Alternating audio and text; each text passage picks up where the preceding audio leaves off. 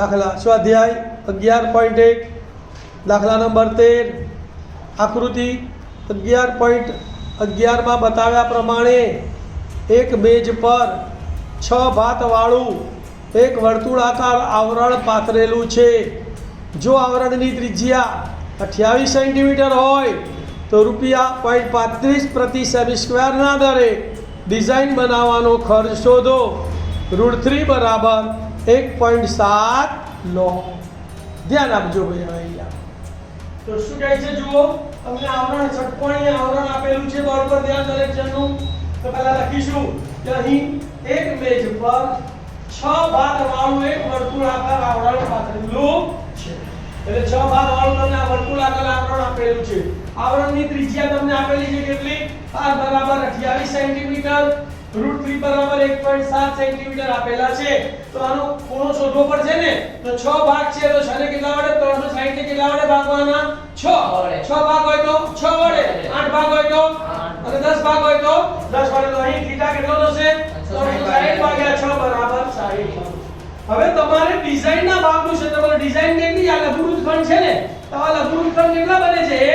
1 2 3 4 5 અને 6 બરાબર 5 અને 6. તો આ 6 લઘુવૃત્ત ખંડનું તમે ક્ષેત્રફળ શોધી કાઢો તો તમને ડિઝાઇનનું ક્ષેત્રફળ મળે કે ના મળે? મળે. તો ડિઝાઇનના ભાગનું ક્ષેત્રફળ બરાબર 6 ગુણ્યા લઘુવૃત્ત ખંડનું ક્ષેત્રફળ બરાબર 6 ગુણ્યા લઘુવૃત્ત ખંડના ક્ષેત્રફળનું સૂત્ર શું છે? લઘુવૃત્તાંશનું ક્ષેત્રફળ માઈનસ ત્રિકોણનું ક્ષેત્રફળ. તો બરાબર 6 ગુણ્યા લઘુવૃત્તાંશનું ક્ષેત્રફળ એટલે πr² ગુણ્યા θ કોણ 360. અને ત્રિકોણનું ક્ષેત્રફળ તમે લખાયેલું કે જ્યારે θ 60 હોય ત્યારે ત્રિકોણનું ક્ષેત્રફળ કેટલું થાય? √3/4r². કેટલું થાય? √3/4r². તો ત્રિકોણના ક્ષેત્રફળની જગ્યાએ કયું સૂત્ર લખવાનું? √3/4r². હવે અહીંયા કિંમતો મૂકવું, ધ્યાન આપજો. 6 ના 6 ગુણ્યા કૌંસ કર્યો પાઈ ની કિંમત, તો પાઈ ની જગ્યાએ 22/7 ગુણ્યા r² વાર કેટલો છે? 28. r નો વર્ગ એટલે 28 ગુણ્યા 28 કેટલી વાર લખવા પડે? 2 વાર. તો 28 ગુણ્યા 28 θ કેટલો છે? 60 અને છેદમાં 360 માઈનસ √3/4r². તો √3 ની વેલ્યુ કેટલી લેવાની? 1.7. 1.7 નો દશાંશ ચિહ્ન દૂર કરીએ તો 17/10. તો 17/10 છેદના 4 અને ગુણ્યા r² એટલે 28 ગુણ્યા 28. છેદ ઉડાડવાનું ધ્યાન રાખજો. શૂન્ય ગઈ 6 36 બરાબર 7 ભાગ ચાલશે. 7 એકા 7 અને 7 ચોક 28. 2 ભાગ ચાલશે. 2 દુ 4 અને 2 તરી 6. હવે છેદ ઉડતો તો ઉષ્મા કેટલા વધ્યા? 22 ગુણ્યા 28 ગુણ્યા 2. 22 ગુણ્યા 28 ગુણ્યા 2 અને છેદમાં કેટલા વધ્યા? 3.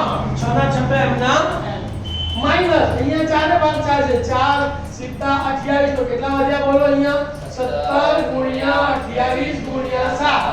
17 ગુણ્યા 28 ગુણ્યા 7 અને છેદમાં 10.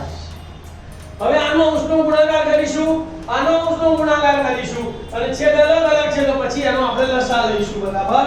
તો 28 દુ કેટલા થાય? 56. 56 ગુણ્યા 22. 56 ગુણ્યા 22 એકમની 0. 2 6 12 નો બગડો વધી પડી 1. 2 5 10 ને 11 1120 થયા. ફરી 2 વડે ગુણીએ 112 આવશે તો 112.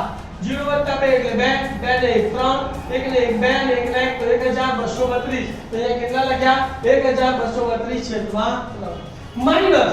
હવે અહીંયા 17 સીધા તો 17 સીધા 119. તો 119 ગુણ્યા કેટલા કરવાના? 28. તો 119 ગુણ્યા 28 એકમની 14. 2 * 9 = 18 નો 8 નો વધી પડી 1. 2 એકા 2 2 ને 1 3. 2 એકા 2 8 નો 72 નો બગડો વધી પડી 7. 8 એકા 8 8 ને 7 15 નો 5 નો વધી પડી 1. 8 એકા 8 8 ને 1 9.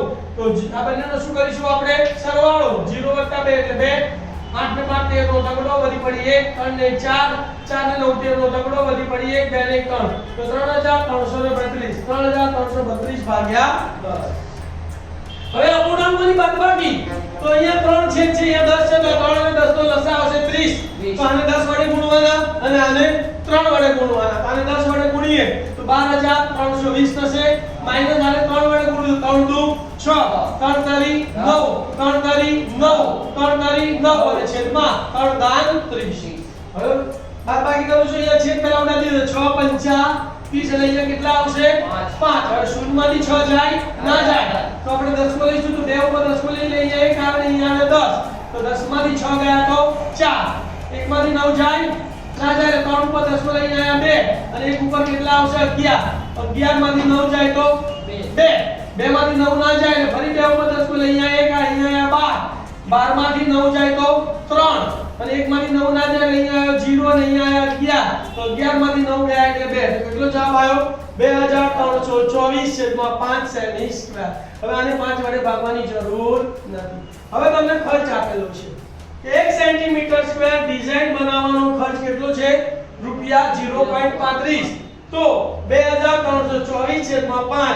સેમી સ્ક્વેર ડિઝાઇન બનાવવાનો ખર્ચ તો તમને ખબર જ છે કે આનો નાનો ગુણાકાર થાય અને આ રકમ ક્યાં આવે છેદમાં તો શું થશે 2324 છેદમાં 5 2324 છેદમાં 5 ગુણ્યા 0.35 ના દશાંશ ચિહ્ન દૂર કરીએ તો 35 છેદમાં 100 પાંચે ભાગ ચાલે જુઓ 5 સીધા 35 તો કેટલા વધ્યા અહીંયા 2324 ગુણ્યા 7 7 વડે ગુણીને છેદમાં 100 છે ને કેટલા આંકડામાં પોઈન્ટ મૂકવાનો 2 ગુણાકાર કરું છું ચલો 7 6 28 નો 8 નો વધી પડી 2 7 2 14 14 2 16 નો 6 નો વધી પડી 1 7 તારી 21 21 1 22 નો 6 નો વધી પડી 2 7 2 14 14 2 16 ના 16 તો બે આંકડામાં દશાંશ ચિહ્ન મૂકવાનું લઈએ દશાંશ ચિહ્ન આવી જશે તો જવાબ કેટલો થશે 162.68 રૂપિયા કેટલો જવાબ થશે 162.68 રૂપિયા ખ્યાલ આવી ગયો